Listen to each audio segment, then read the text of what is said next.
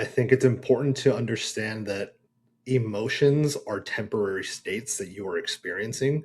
And I think with a lot of people, they tend to integrate the emotion that they're experiencing into their identity in that given moment. So when they're feeling frustration, they're saying, I am frustrated, rather than thinking to themselves, like, I am experiencing frustration right now.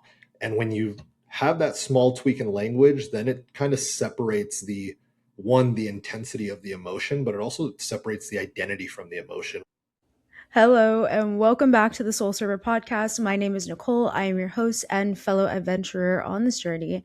And a journey has certainly been, especially when it comes to understanding and improving your mental performance. And there's no one better rather have this conversation with than mental performance expert Gabriel Rocha. I was about to say Dr. Gabriel Rocha, and I was like, I don't think he's a doctor, but I think you act as a doctor to people's souls and really serve them in a way where um, we need it. And I'm really excited to have this conversation with you. So welcome back to the podcast, Gabe. How you doing? I'm doing fantastic. Like I said before, it's an honor and a privilege every time I get to do one of these podcasts and have people who are at least able to see the value and kind of what these conversations can give. And, hopefully someone can walk away with a couple of nuggets of value from our conversation today. I love the word nugget. It really gets me places. When I think of the word nugget, though, I think of those little gold Hershey nuggets, Uh-huh. nougats, if you will. That's what I think of. Yep. But I wanted to start with just opening something that we discussed on the last episode was cognitive overload. And on in your regular day to day, you're training fighter pilots. I mean, these are really high performing, high demanding positions for these individuals, and you help them walk through that efficiently and effectively. So can you walk me through what the acronym is again, and why is it important to have one of those flip a switch words in our minds when we feel really overwhelmed? Yeah, and honestly, when it comes to cognitive overload, the phrase we use for that, especially in the piloting world, is helmet fire. And I really like that phrase because it kind of details like what it feels like, right? They've got their helmets on and it feels like there's a fire going on and they can't extinguish it. And so there's a couple different cues that we use when it comes to cognitive overload. And really the goal at that point when they are feeling that overwhelmed feeling is, just being able to prioritize the most important thing that they need to be doing. And so the easy one that we use is WIN, which is what's important now, because in those moments of cognitive overload or helmet fire, you're usually plagued by these self evaluative thoughts rather than task focused thoughts. And once your brain starts going to, how am I being perceived by my instructor? Or for bodybuilders, how am I being perceived by the audience or by the judges, etc.? You start to lose out on the things that are going to make you effective either on the stage, in the cockpit, etc. So WIN is a really good short acronym that allows them to then reprioritize the focus on, what the most important thing is. Another one that we use as well with the pilots is ANC, which is just aviate, navigate, communicate, which is basically WIN, but it's just extended out a little bit further. It's a little bit more precise.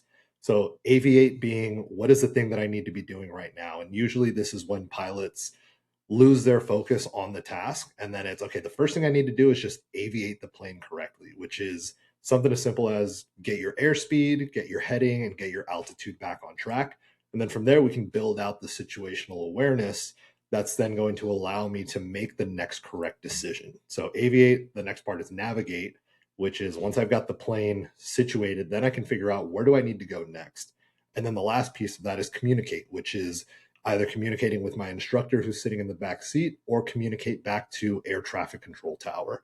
Because what we don't want them to do is to prioritize communication and not be able to get the aircraft back into a safe place.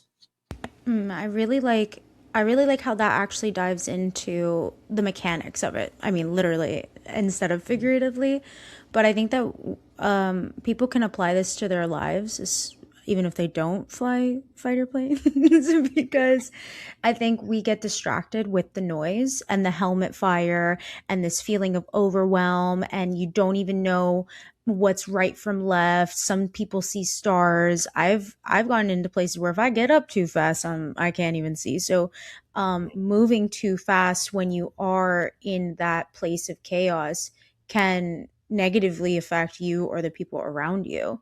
So following that and just kind of diving more into like the fitness side of it, where have you seen bodybuilders or just people working out in general go through the most intense forms of this helmet fire? Is there a time period? Is it all the time? For women, is it during their time? Like, where have you seen it show face more in the process? I don't think that it disproportionately affects women more than men or men more than Thank women. you. Just a joke. I think that depending on what the actual goal is for the competitor, and then also how they're viewing themselves in relation to that goal, is really going to give you a better perspective and a better picture on what are the different factors that might be affecting them. So for some people, it's like if I'm competing in prep, or if I'm in prep for a show to compete, and I wake up and the goal is to lose body fat, which usually means we're losing weight, and all of a sudden I have 1 or 2 days in a row where my weight is either staying the same or it might even go up because there's inflammation. You're not recovering as well as you would have liked to. I see that for some of my athletes, that can be a trigger to kind of cause what would be a form of a helmet fire for them. So it's like very first thing in the morning, they wake up, they go to the bathroom, they wash their hands, wash their face, whatever. They get on the scale and they see, hey, I'm up 1.2 pounds today when I'm supposed to be in a fat loss phase. They immediately will go into like a mental spiral and think to themselves like, oh well, I must be gaining fat, or this diet phase is not working for me. And then all of a sudden they start going down this mental spiral and thinking like I'm doing something wrong, or I'm not working hard enough, which is actually ends up usually being very counterintuitive, because what we know about the human body is that when it is overworked, it causes inflammation, which also causes cortisol to rise, which causes our bodies to hold on to water. And so, if you're in a place where you are under recovered and that is causing inflammation, and maybe you're up a pound or two, or your body weight's just not budging, a lot of people in their minds, they think, oh, I need to go work harder. So I'm going to go do an extra 30 minutes on the Stairmaster. That's going to bury you in a deeper fatigue hole that you now have to spend more time recovering from. And that might even have an adverse effect where you wake up the next day after that, another half a pound up, because you're just causing more and more inflammation. And so, for a lot of athletes that are in prep, this is where their coach might say, you know what, we're not getting the response that we want. Don't do cardio for the next 2 days. I'm going to feed you a little bit more food. And for a lot of people, that usually ends up leading to like a drop in weight, which sounds counterintuitive. Where it's like, oh, what do you mean I get a refeed day? I'm in prep. I'm not supposed to get refeeds. But we also notice that, like, hey, there's probably a big amount of stress that gets dropped off. And for a lot of people, waking up and not having to do fasted cardio is honestly a lot better than almost anything, than even giving them a cheat meal in prep. Because there's just always this like anxiety that's like, I wake up in the morning and I have this laundry list of things that I need to do. But because of the stress that is being caused by doing all of the things, that might be causing a negative stress response. So for some coaches, it might just be as simple as like, hey, pull into cardio for a couple of days. We are going to feed you a little bit, and then you'll see a lot of athletes, the cortisol levels drop off, the stress levels drop off, and then they end up losing like 2 or 3 pounds. Wow, that's such a fascinating thing. And I don't think that a lot of people understand the concept of inflammation and how stress plays a big role into it. And I think a lot of people who are going through either their weight loss journey or through prep for bodybuilding, it's like, how do I describe it? It's like when I think of stress, I think of like things expanding and you feel like you're like exploding, but you're right on the cusp. So it's like your body's doing that too. And I've seen that myself, but where I lacked in this category is that I didn't communicate it, and I held that in, and it led to overwhelm. And Mhm. not being able to communicate that with your coach, I think, is a really negative, or not negative, but it's not going to positively affect you, because then the person that's in your corner doesn't know these things are going on. So I would definitely say from my own perspective that communication, right, bringing it to ABC, is that's the part. Is like you're driving the plane, you see something's going wrong, okay, try to get back, but if you don't know how, that's a part where we have to ask for help and understand that it's okay to not know how to fix certain things. Right. And that's where like something as simple as, and I spoke to you about this, is like first thing in the morning, if I am in a diet phase, maybe that means I need to take an extra 30 seconds to a minute to just have like this internal conversation and know that, hey, when I step on the scale, if there's a number on that scale that I see that is not what I'm hoping for or not in alignment with my goals, I don't need to freak out about it. But what I can do about it is also understand, like, hey, what are the different factors that could be causing this one specific data point? And that's what I think a lot of competitors don't do, is they don't see it as one small data point when they step on the scale every morning. They see it as like, this is the thing that's going to determine if I'm going to have a good day or a bad day. And they end up overblowing the weight of what that one data point means without actually taking a step back and thinking like, hey, I can step on this scale in a neutral psychological state and get off the scale also in a neutral psychological state, no matter what that number says. Right. And literally and figuratively not putting the weight of the world on Mhm. the number on the scale. And we were talking about this in my own experience where it was like, oh, I felt like I wasn't where I wanted to be, I guess weight wise, but yet physically and health wise, like the best I've been. And it's an honor for someone to put me on their vision board. Like I thought that that was such a crazy feeling to me because I think as women specifically, something I struggle with is like sometimes feeling as though you have to be a certain way all the time and not giving ourselves grace throughout our cycles or process or seeing how inflammation goes up and being able to respond to it in a way that uses science, Right. because the science is what's going to help. It's like you said, the refeed day, trying to lower cortisol, getting more sleep. And these factors are not opinion based, they're proven and they're tested. So I think that the more that we lean on our emotions to determine how our results feel rather than what we can actually see and measure, I think that can put a lot of more freedom into enjoying the process as well. And to add to that, I think it's important to understand that emotions are temporary states that you are experiencing. And I think with a lot of people, they tend to integrate the emotion that they are experiencing into their identity in that given moment. So when they are feeling frustration, they are saying, I am frustrated, rather than thinking to themselves like, I am experiencing frustration right now. And when you have that small tweak in language, then it kind of separates the intensity of the emotion, but it also separates the identity from the emotion, where it's much more of this understanding that like, this is just something that I'm experiencing, whether it's a positive emotion, a negative emotion, a neutral emotion, but that emotion is going to pass. And also, we don't want to let those emotions then influence our behaviors, especially if it's going to lead to an outcome that is not conducive to the goals that we are trying to achieve. If it's an emotion that can be used as a tool to drive that behavior, then great, use it. But if it's not, understand that I don't want to let this emotion influence my decision making.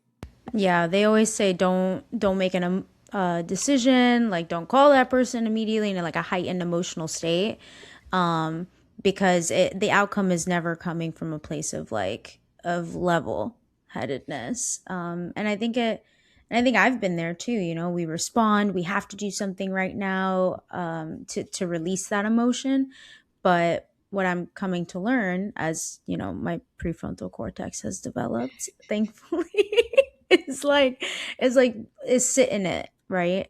I I'd also seen in some meditative work that emotions or those feelings or thoughts are like clouds. Like they just pass by. They're that temporary weather. We go through the storms, we go through the droughts, we go through, you know, cloudless days, and they're beautiful, but just kind of honoring the fact that we don't need to be like in total control of them, but we have to be aware of them. So when you have been working with athletes and you can kind of, how do I say this, they're not in cognitive overload but you sense an energy is off, how do you tap into that or do you allow them to kind of come to you to that problem? So it's tough for me to be able to sense it if I'm not in like direct communication with them. Um, but when athletes do have the initiative to like text me and say like, "Hey, like I'm about to crash out right now," right?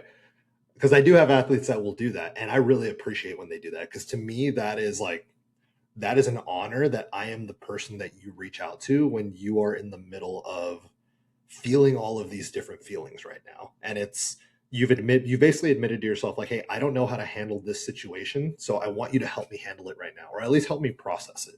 And so I don't take that responsibility lightly. But what I do try to accomplish when they do reach out to me like that is I like to view the work that I do almost as like a mirror, where it's like I want to hold up a mirror in front of you and try to ask the questions that you're not able to ask yourself right now because you're perceiving the world around you through this emotional lens. So it's like when you're frustrated, that probably means you're missing some key information because you're so in the midst of experiencing the intensity of the emotion. And so when you come to me and say, like, hey, I'm about to crash out because I'm 4 weeks out from a show and my weight's going up, part of that conversation now is, okay, well, why are you feeling that way right now? And also, why do you feel like there's this expectation of a certain weight that you need to reach when you're 4 weeks out from the show? And also, what is your emotional attachment to the weight on the scale? Because what we also know about bodybuilding, competitively at least, is it's much less about the weight that's on the scale and far more about what the physique looks like. And so there's going to be moments where when you're pushing really hard, the physique's not going to look the way that you want it to on stage. And so when you're in this extreme fat loss phase, you need to be very cognizant of the fact that you're going to get very, very flat and you're not going to like the way that your physique looks. Your pumps that you're getting in the gym are going to be very, very non existent if they even pop up for a short amount of time. And so it's being able to navigate that and say, okay, well, one, there's this external stimulus that's happening, which is I don't like the weight on the scale. Two, the emotion I'm experiencing right now is frustration. Well, let's dig deeper into why you're frustrated. And then also, what is the narrative that you are now creating in your mind, right? If your scale weight goes up 1.2 pounds when you're 4 weeks out from a show, does that mean you're not going to be ready for the show? And oftentimes they're like, no, that's not what it means. It's like, okay, well then why are we freaking out, right? And then it's what is the emotional attachment, right? Like what are you not letting go of that's not allowing you to just see that as a data point that's just feedback for your coach. Because at the end of the day, your coach is the one who's making the decisions. So you need to look at that as, hey, this is just data I need to relay to this person. And I am relinquishing control. That way they can make the most informed decision about, hey, we're going to give you a rest day, or we're going to add more food, or you know what, we need to dig a little bit harder. But I think as high performers do, we like to have control. And so when you have to relinquish that control, it's very difficult to do. And so the analogy that I like to use with a lot of my athletes is whatever emotion you're experiencing or whatever thought patterns you're experiencing, I want you to view those as like they're a guest that's just passing by. So kind of like your analogy of like the cloud. I like to use more of like they're a guest because it almost one, it creates a separation between them, but also it kind of humanizes the emotion or the thought. And it is now perceived much more as like something that just we're experiencing, but then it's going to leave. I And so really like that. we don't need to get caught up in feeling the frustration and then letting it dictate what we're doing. I was actually reading this book and it's called I Declare War. And it Mhm. talks about just like declaring war on the version of yourself you don't want to be. And there's a portion of this that talks about those thoughts. And it says that you have to be the TSA agent in your mind, where you're going to stop someone if they got something sharp going on. You said, who are you? What's your business? ID, please. So treating your thoughts in that way actually allows you to, like you said, just not give them autonomy, or it it separates them from you, but it doesn't give them power over you. And I really like that because I think that that's something that in my journey I've struggled with. I've let emotions really get the best of me and reacting to things that we can't take back, things you say or just having bad moments or feeling of overwhelm. And when I look back at those moments, I think to myself, oh, everything was fine, you know? Like why did we crash out? But I think also is when you're not communicating your needs, it could be really hard, especially if you don't know what you need. I don't know if you've ever experienced someone that went through that, or if you've experienced it yourself, but with a lot of the noise that goes on, I think with social media or mainstream media or the people around you, depending on how strong your mindset is, it could be really easy to be, for lack of a better word, influenced. So I Mhm. think that that's really important too when it comes to our consumption time, right? What are we consuming? Whose opinions? Speaking about opinions, I've been seeing something relatively controversial, and I did want to ask you about Mhm. it. Okay. I've been seeing a lot of people online saying that tracking your macros causes eating disorders. Now, I've seen this. I don't personally agree with it. Mhm. I think it's knowing how much you need in your body and making it in alignment with your goals. But I wanted to know what you thought about it because, I mean, with your work, you definitely have at least more experience than I do. So, what are your thoughts? So I don't believe that tracking your macros is inherently disordered eating or a disordered eating habit. I think that taken to the extreme, it definitely can become disordered.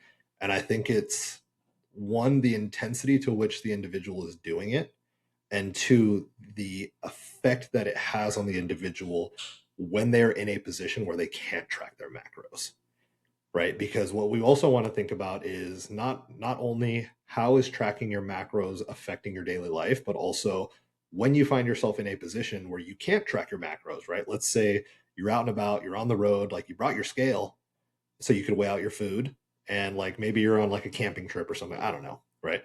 And it's like, yeah, I still want to track my macros, but then the batteries die and my scale, or my scale breaks, and now I can't track that.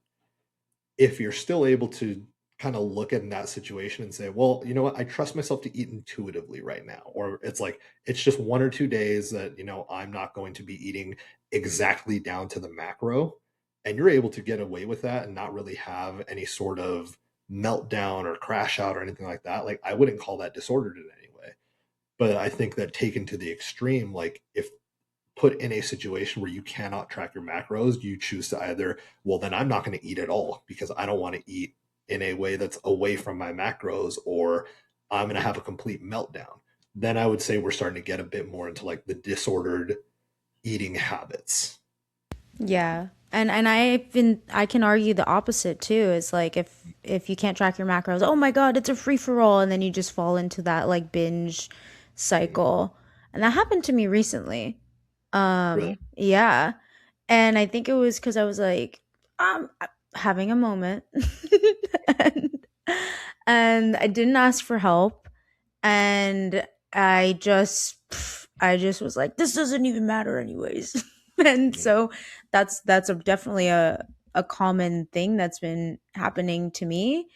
So I'm really excited to break that pattern because it does matter. And I think being the healthiest version of you matters. Mhm. And I think what triggered it personally was like, someone had asked me, like, why do you do all this? Like, why do you do it? And I didn't have an answer. They're like, are you competing for something? And I was like, yeah, why am I doing all this? So I think I forgot my why, which is to be the healthiest version of myself. And so, yeah, I definitely don't want that to be something that happens often, but I think it's humbling in a sense where it's human. Mhm. And we have to remember that it doesn't matter if someone, if even if you put someone on your vision board, that person probably messes up still too.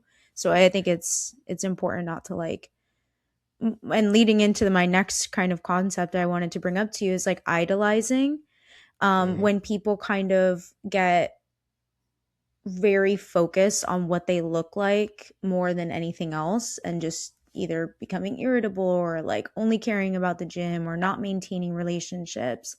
So, how can people balance in a way where it's not just like idolizing that one goal, and really trying to spread it out to where it becomes tasteful in their lives and not Mhm. overwhelming?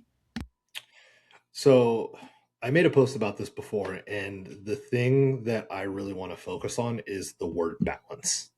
And for people who are trying to achieve big goals, I don't think that balance in the traditional sense is truly achievable. If you're trying to be like truly great at something, balance in the normal sense is really tough to create in your life. And so the thing that I've started leaning more towards is integration. And what I mean by integration is like, can I still pursue the goal that I'm trying to pursue at a high level while also integrating the other great pieces of life into that pursuit or around that pursuit? And so to me, what that looks like is I can be dieting my face off for a bodybuilding competition. I can be 3 weeks out from a competition where I'm really hungry, I'm really tired, but I can still show up. And that might mean, hey, I bring my meal preps with me. But while I am out like with friends or with a partner or at work, whatever it might be, it's like I'm present. And I think that the quality of the presence that you're showing up with is much more valuable than, say, the amount of time that you're trying when you're trying to integrate balance. Because we all know, like, hey, we all get the same 24 hours. I have to hopefully sleep for 8 of them. It's like I got to train, I got to do my meals, I got to do all this other stuff, which typically doesn't tend to leave you with much extra time. But it's like when I do have time or I'm protecting time within my schedule, whether it's like, hey, Saturday night, my partner and I, like, we are protecting from 7 p.m. to 10 p.m. Like, that is date night, right? We're shutting off the phones. Neither of us are doing any more work. And I'm fully present here. And that's not balanced because I'm working 60 or 70 hours the rest of the week. And I'm only like fully present and like doing something for 3 hours. But we're integrating that and you're getting the best version of me for those 3 hours. I love how you said protected time because we Mhm. have to protect it. It's not something that it just has to become a non-negotiable. I'm going to start using that like for protected time, not being available. And it doesn't mean you don't care for others or you don't care about pushing the needle forward. It's knowing that that time is for that designated relationship or project or moment for yourself. And I wonder, how do you incorporate like your version of self-care within your own life? I'm pretty simple. I'm very much a homebody. So for me, self care really just looks like at the end of the night during the week when I can, like me and my girlfriend will sit down on the couch and watch an episode of our show, right?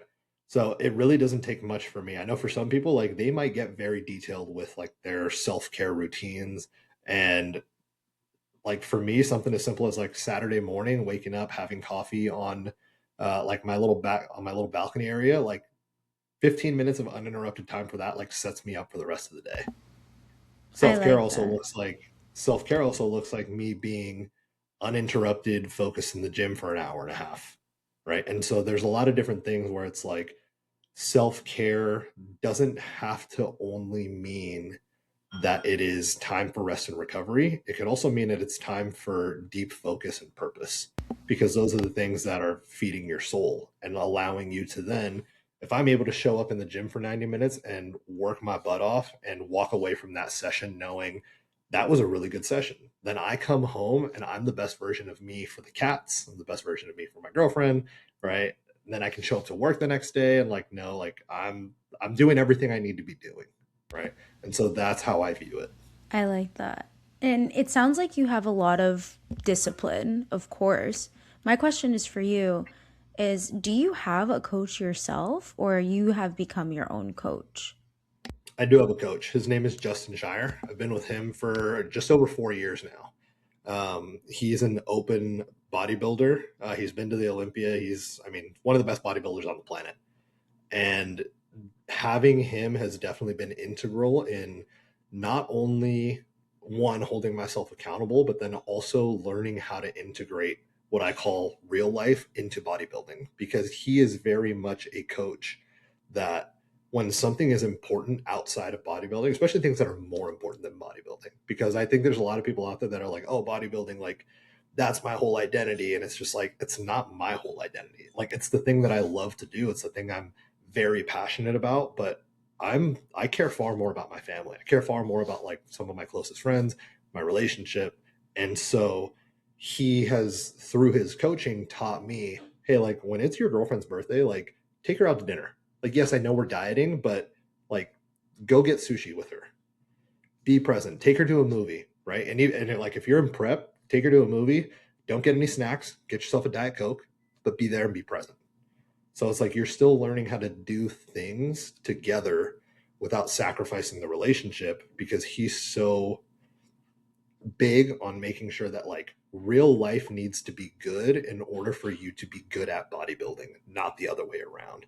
And I think that a lot of people prioritize bodybuilding over real life, so much to the point where you see it in the competitive world where it's like someone's getting ready for a show and their entire life is on fire. Like they're in the middle of a breakup or a divorce, or like they just lost their job because they're pursuing this bodybuilding thing. And to be honest, like that does not lead to the best outcomes in bodybuilding. So I think that if you go towards bodybuilding with a life is good first because I made sure everything there is taken care of, then that allows me to then be a successful bodybuilder, because then I'm much lower stress while I'm trying to achieve this thing.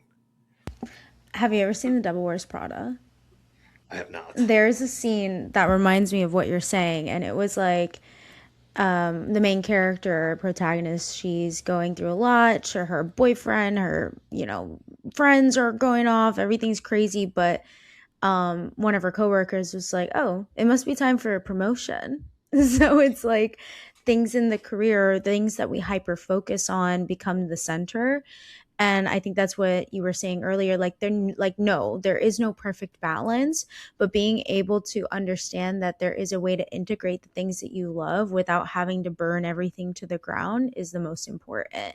And that's actually quite a word for me, because sometimes I have this preconceived notion that it needs to be like our life needs to be like the phoenix, right? Like you have to burn it all, break it all down, and then Yeah. restart it again. But that actually sometimes can hold us back from the greatest progress. And I wonder if you've seen that, like when people really want to give up or people want to drop this thing off or they don't want to do it anymore, would you say that that's the most important time to stay and to like be still in that moment? I think Or it depends. yeah, I right. think the thing they need to identify first and foremost is, does this thing still serve me in a way that is conducive to the life I'm trying to create? So for bodybuilding, right? If for instance, like you're having bad health outcomes due to bodybuilding, that's probably a good time where you need to say, hey, you know what, I probably need to walk away from the competitive side of things. Or if you're someone who can't integrate real life while also bodybuilding at a high level, because it's like you don't know how to balance relationships, you don't know how to communicate. If those things are important to you, then that's probably where you need to either step away from bodybuilding for a little bit and go learn the skills, or you just say, screw it, I'm just going all in on bodybuilding and everyone else can go to hell. But in those moments, like those are kind of the decisions where it's like, what am I going to prioritize? Because you can do bodybuilding and real life at a high level, but it's about integrating the two things at the same time, knowing that you can still be great at both. Yeah. And also knowing that like not everybody in your life is necessarily going to agree with how you do things, and that is okay. I have been in situations where someone's like, "You look great. Why are you doing this?" Or "You don't have to measure that," and kind of steering us off because they don't do it themselves. But something that I'd like any athlete listening to this to know is that if it's something that you love and it's something you want to stick to it, because people will have opinions of everything. You could be doing absolutely everything right, and someone's going to say you're doing something wrong, or someone's not going to agree with it. You could be the best person ever or smile the wrong way, and a person will get offended. So, having supportive friends, I think, are really important.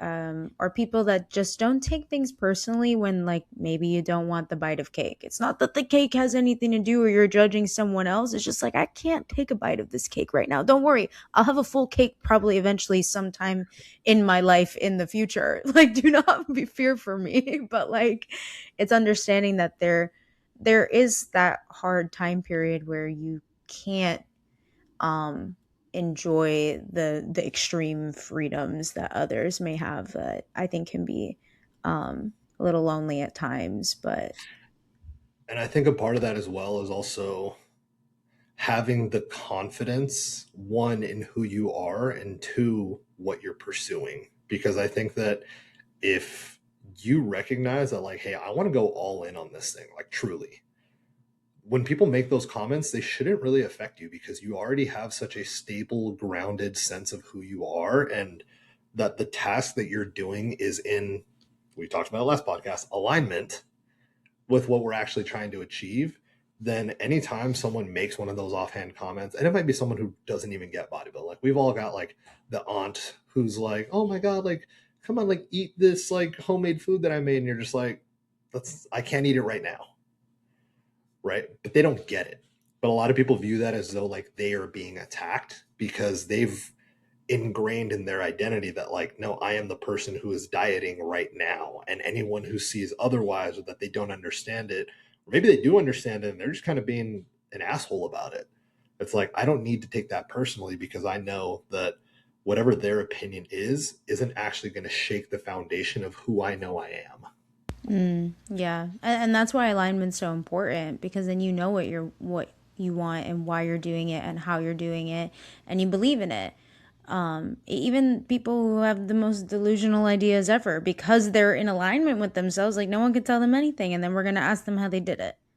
Yeah, So I can definitely relate to that and understand, and it's reassuring to know, especially for someone that like isn't doing what a lot of people around them are doing. It's kind of having to be set apart in a way, and it's important. So, and it's going to yield the results that we actually are going for, right? If the goal is clear. But what if it's for someone, like, let's say they're not a bodybuilder, like let's use like me in an avatar or someone else. It's yeah, like, it, how can you level up in a way where maybe it doesn't include competing? Like, have you ever seen any other types of ways or goals or challenges that people have come up with in the scene? absolutely. And I think that for someone who's kind of in your shoes, where it's like, I don't really have any goals to compete, but I do have goals to like get into the best shape of my life, right?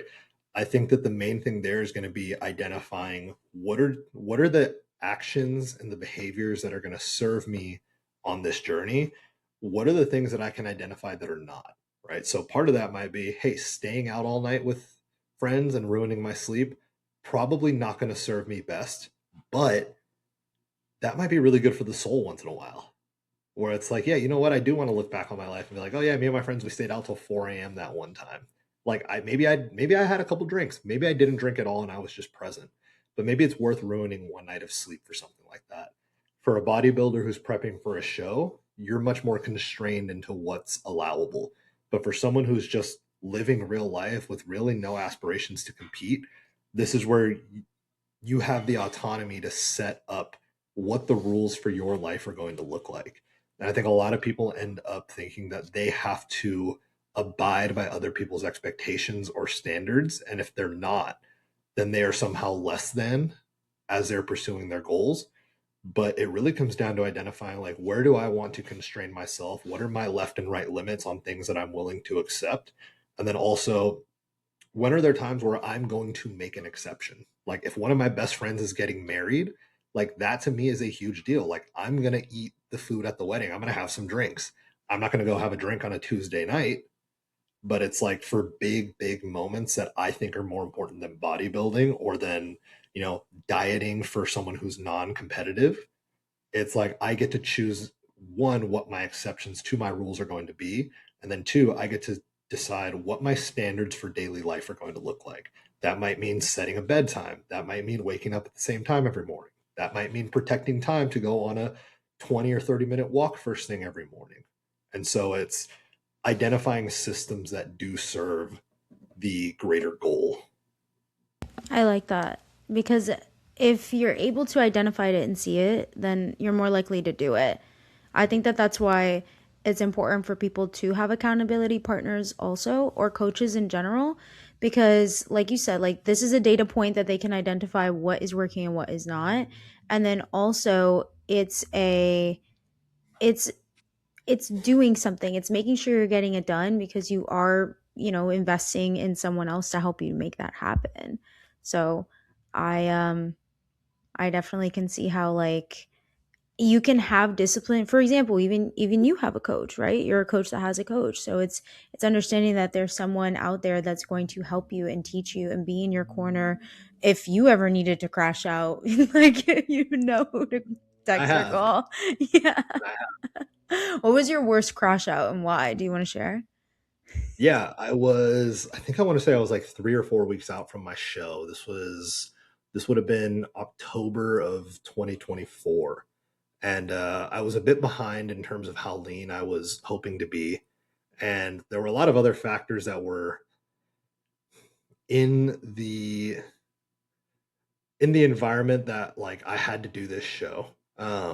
And there's nothing wrong with that, but I was definitely feeling like I was rushed, I was behind, and I had this one night where it's like at this point I was doing like zero carbs, 2 hours of cardio a day on the stairmaster plus training, and I texted my coach and I was like, dude, I think I'm just gonna pull out of the show. Like I don't feel ready. And that was like he genuinely like I was on the stairmaster and he called me, and that was like one of the few like actual phone conversations we've had actually because we handle everything through like text. But he called me and he was like, hey man, like what's going on? Like, what are you feeling? Like, one, you made a commitment to yourself. You wanted to go through with the show. We want to do this for the experience. Like, we know we're not going in and winning the show, right? But you want to do this. You want to get on stage. And so let's follow through. And so that was where he was holding me accountable. Yeah, that's great. And that's what a good coach does. And it's interesting to say that you guys didn't talk like you didn't speak on the phone. It was more of like this is what you have to do and do it. Mhm. Do you think that that's more helpful to like have like limited conversation, or it depends on maybe the For me, individual?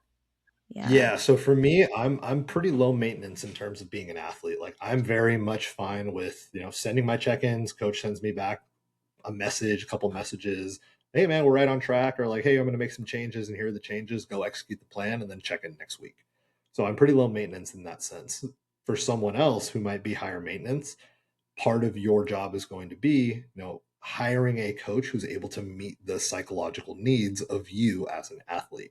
Because at the end of the day, like you are hiring this person to do a job, and so if you're hiring the wrong person for the job, one, you didn't do enough research and or you didn't ask the right questions when you hired this person of like, hey, what is the expectation for communication? Right? Because there are some coaches that are very much like X's and O's and like I'm not going to be sitting here holding your hand through this process.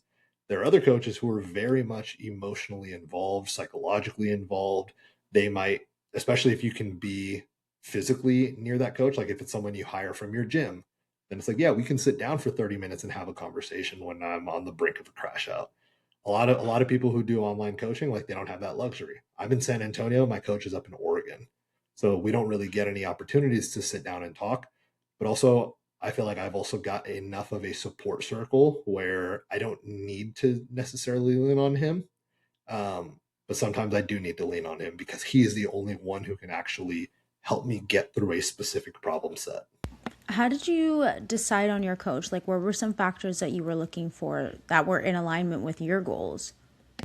So I actually learned about him because so I used to listen to, or I still listen to, Fuad Abiad's podcast. Who he's a retired bodybuilder, and he one of my coach was an athlete, was his company a sponsored athlete, and so I had actually started following my coach in the when would that have been end of like 2021, and he ended up winning nationals in 2021 in December. And so I had already been following along with him because I'd seen him on the podcast. So he had won his pro card. And then early on into 2022 was when I hired him. And a big reason why I hired him is one, I got to hear his perspective on how he approaches bodybuilding from the podcast. So I got to actually hear him talk about bodybuilding, hear him talk about his own thought process, etc. And then two, the fact that he is already a pro himself. Like for me, I wanted someone who either had already walked the walk in terms of bodybuilding and been to a high level that I'm trying to get to, or that they're currently doing it. So those two factors for me were very important. And then also a third added factor is that at the time, his coach was Matt Jansen, who I would have liked to coach me, but he was a little bit out of my price range. And so I was like, well, if I can't have Matt Jansen coach me, I'm going to get one of his athletes to coach me, because there's going to be some of that trickle down expertise and wisdom that's going to come from one of his athletes. And I mean, like I said, I've been with my coach now for over 4 years. So I think it was a pretty good decision. Yeah, no, it sounds great. And do you think that the consistency of staying with him has really increased your results? Absolutely. And I think that one thing that goes a bit unspoken is the athlete coach relationship. And one, a big piece of that is that I still hold him like high up on a pedestal above me. I think that for a lot of athletes, if they become too close with their coaches, you start to lose that sense of, I don't want to disappoint this person, because then they just become a friend. And that was actually something that had happened to me with my first coach back in 2019, where he was my coach. He coached me through my prep. And then I ended up becoming his training partner for his prep. And then we basically became friends. And then after a certain point, it kind of just became like, oh, we're friends first. And then also you coach me. And then I also ended up falling off of bodybuilding. And so there wasn't this, I'm holding you on a pedestal anymore. Versus with my current coach, I still hold him in very high regard. And part of that is also because he is a very high level competitor. He's got one of the best physiques in the world. But also he understands me from a psychological standpoint, where if I were to leave him and go hire another coach, that person would have to learn all of my little quirks and things that I stress out about. And that would take months and months, just figuring out like my psychological profile, let alone like my physical profile. Like, how does my body respond when we give me more carbs? How does my body respond when we hammer me with cardio, when we up the volume in training? My coach knows all those things already. And so when he makes decisions to change my plan, there's a very, very high degree of trust, because I have the knowledge that he knows what's going to happen to my body. I think that was the key word too, is like trust and trusting that individual. And sometimes when I think you have a really big truth there, is that when you become friends, it's hard to have that, for lack of better words, like you said pedestal, but I think reverence, like Mm-hmm. that Yeah. respect, and being like, okay, well, this person's telling me what I need to do, like I need to listen to them. Meanwhile, or it's just like, oh, whatever, I don't, you're my buddy. Like I definitely can see how that would um I kind of like push you back in progress, because I've seen it for myself too. Because when you lose that, you're just kind of like, man, I don't care. Like there's no consequence of it, right? Like yes, you're still paying this person, Yeah. but I'm gonna definitely take that into my own journey. Especially now. If anything, do you think that even though you guys became friends, I'm wondering, like, is there a way to regain that reverence, or you just end up being friends and then like going off different ways? With my old coach, Yeah. I don't know. I think it's tough to say. So, unfortunately, he has passed on. So, obviously, I don't have that opportunity. I think that where we were within our friendship, like, I don't know if I would have had the same reverence for him as a coach. And I think that's part of the reason why I had to go find a new coach. But, like, we were really, really good friends. Like, anytime I went back home to LA, like, we would train together, like, we'd hang out, we'd go eat together. Um, but I don't know. I don't know. I think that's a tough question to answer, at least for myself. Right. You said he passed on. Did he pass away? Yeah. I'm sorry for Yeah. those. Yeah. Yeah. He was a great dude. Love him Yeah. to death. I mean, I still think about him often, especially when I'm training. Like, there's a part of me that, even though, like, as a as a coach, I might not have held him with the same level of reverence. There's still a part of me that like I want to make him proud when I train, because he truly is the coach that taught me how to train hard. Because I think that when we first get into training, everything feels difficult, and we don't really have a accurate gauge on what truly difficult is and surpassing your limits feels like until someone pushes you past. Like I always use the example of like you think you're training hard until you train with someone who trains hard. And so I distinctly remember like the first time I hired him to be my coach, and then that next day we did our first training session together, and it was a leg day. I puked on the third set. Yeah, Puked? puked. Like I've in apparently I've never trained that hard. and that's the thing too, is like I don't think he was trying to make me puke on purpose, because obviously that's not conducive to bodybuilding. You don't want to puke and then it's like, oh, I just lost an entire meal. But I think the I didn't message that even he think sent about it me, like that. yeah, where it's like now I have to go home and How do eat you that meal. count that? How do you put that on? Put your puke on the scale and try to Yeah. balance. But I think the message was very clear in that you have more in the tank to give, and you haven't been giving it thus far. And so when you train with someone who trains hard, they teach you how to unlock that next level. And so I think that that was really like his place in my life, was teaching me what true bodybuilding training looks like, what it feels like. And that has allowed me to then, as I moved in a different direction with this coach, like the standard for hard training was already there, which made that process a lot easier. When I did hire him, he was just like, cool, we just need to clean some things up from a form perspective, but the effort's there. Like, I don't need to coach you on how to give more effort in your sets. Yeah. Yeah. Something that I learned was about that rep and reserve, and keeping things in the tank to then go higher, and then like the progressive overload and so on.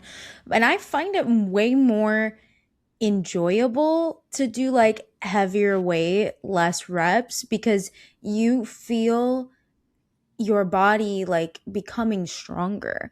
There was like no better. I remember last year I couldn't even lift like 25 on the dumbbells, and like I hit 45s the other day, and I was like, this is sick. Like I want 70s, because it's Yeah. never enough. But it's really exciting. And I wish more people knew about that side of fitness, because I think everybody's like the low weight, high reps, don't get bulky, just tone or whatever they say. And I think it's because people are afraid of saying like either fat loss or weight loss or something. They're like, let's tone. Like, I'm like, no, Hmm. we got to do all of it all at once. Yeah. And I think it's when you're taking that approach, it's very easy to get caught up in like the perfectionism aspect of it, where it's like, I want to have this perfect workout that's going to check all of these boxes, where I'm going to lose, it's going to induce fat loss, it's going to induce muscle gain, et cetera, et cetera. And that's the thing that I love about bodybuilding, is that bodybuilding or training for goals in general, you have to have phases, right? So it's like if you're really trying to build a lot of muscle, especially if you're trying to do it in a short period of time, like you're going to have to put on some body fat, and that's okay, right? But then also having the conversation with yourself and the acceptance of like, I'm willing to accept having a little bit of fat gain for the benefit of the added muscle I'm going to put on. It also goes in the opposite directions. Like when I'm dieting and I really want to get that fat loss phase started and get it going, it's like I might be in a deficit that's going to impact my ability to perform in the gym. Like I'm probably not going to be setting new PRs every single week when I'm in a calorie deficit, especially if I'm in a deep calorie deficit. And so it's learning that like, hey, how do I navigate the phase? What are the things I should be expecting? And then how do I then accept everything that comes along with it without adding the pressure that I need to be inducing fat loss, I need to be inducing muscle gain, and my performance always needs to be going up, because then that's where you get into that like perfectionism matrix. And then that can be very paralyzing for people, because then if you start looking at like, oh, well, the conditions aren't perfect for me to have that exact type of workout today because I'm a little bit tired, or I'm not as hydrated as I was like to be, or I didn't get to eat this one meal, my pre training meal, because I'm on a time crunch. And so I just scrap it all together. that's where you start getting into that cycle of, okay, now the perfectionism, the emotions I'm experiencing are now influencing my behavior. Right. And that's huge. I Mhm. started making a non-negotiable for me too, cuz I fall into that all the time with the perfectionism. It's crazy. Not crazy, but for me I'm really excited for the day I don't think that way. So one day at a time. But I love saying like just show up. Like just show up. If you do all of it or none of it, just show up. Um Obviously we want to do all of it, but doing none of it at all, it is the least productive thing you can do, and it teaches you, like you said before in the last episode, it teaches you that you don't hold your word or you don't hold your promises to yourself and that you aren't trustworthy. So I think that that can really impact our mental state too, because I think the gym helps you in many different categories. It means that you're disciplined, it means that you'll show up for yourself, it means that you put value into putting the weights away because you're considerate of others, you know. But like, what are some other things that you think that fitness bleeds into as well in people's lives, and why it's so good for like body, mind, soul? Well, before we get into that, I also wanted to touch on one other thing that you said. Um, I think it's really important not to underestimate the compound value that small decisions add up to. And what I mean by that is when you're able to make those small decisions, like, hey, I've only got 20 minutes. I'm going to use those 20 minutes to get some extra steps in, right? Or I'm going to get a quick 30-minute shoulder workout in today. Those small things add up over time. And the analogy I like to use with some of my athletes is what, like, for you specifically, do you have like a certain number in mind of money that you would like to have saved in your bank account? By a certain time, or No, like just I a do. certain amount of money. Well, I did set a goal last year to get to have 10,000 saved, Okay. so that was fun achieving that. Okay. So let's say, okay, I'm trying to have $10,000 saved, right? Now, if you find $100 bill on the floor, are you going to pick it up? Yeah.